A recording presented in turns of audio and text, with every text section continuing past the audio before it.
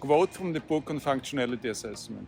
Here, the costs that each function of a product incurs are attributed to that function. An interdisciplinary team then identifies functions that can be dispensed with or provided more cheaply. In the book, we are telling a story of how a cost killer at Ford got rid of the engine cover for the Mustang. That story is easily 20 years old, but I still remember the repeated questions to the product marketing people. Again, explain to me why we need this. In this video, we will look at more recent examples that illustrate that the automotive industry has not learned much in the meantime. Let's get started. So my 80-year-old father just got his new car. With the semiconductor crisis ongoing, delivery was delayed by 6 months, and he's super happy that it shipped at all. But recently, he has been poring over the user manual.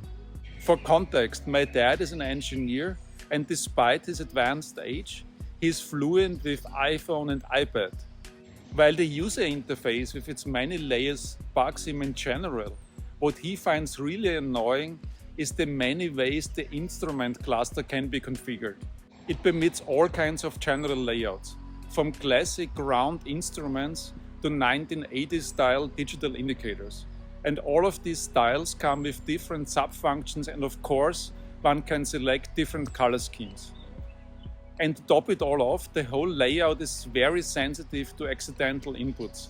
He touches something and suddenly the instrument cluster switches from blue to red, and the next day he's stuck in the digital style.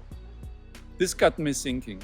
My Tesla Model 3 does not let me customize anything. Apparently, Tesla product marketing people and user interface designers settled on one layout and aimed to make that one really well.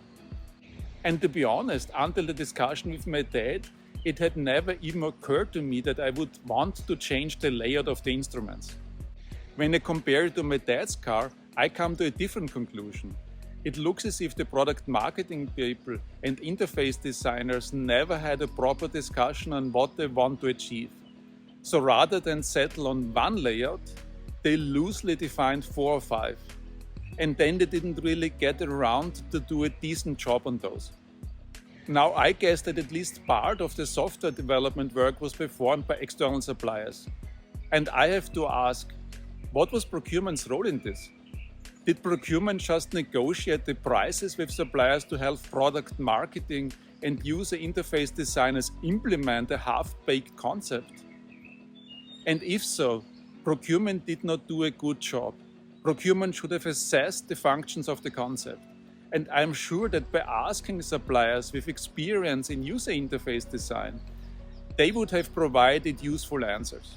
So there you have it, C8 functionality assessment, a purchasing chessboard method that does not only lower your cost, but may even lead to better products and happier end customers. Okay, I'm curious. Do you simply take the functions defined by your internal stakeholders for granted, or do you challenge them before going out to suppliers? Let all of us know in the comments down below. And should you have a question, I will get back to you within 24 hours. Thank you for watching, and I see you in the next one. Bye.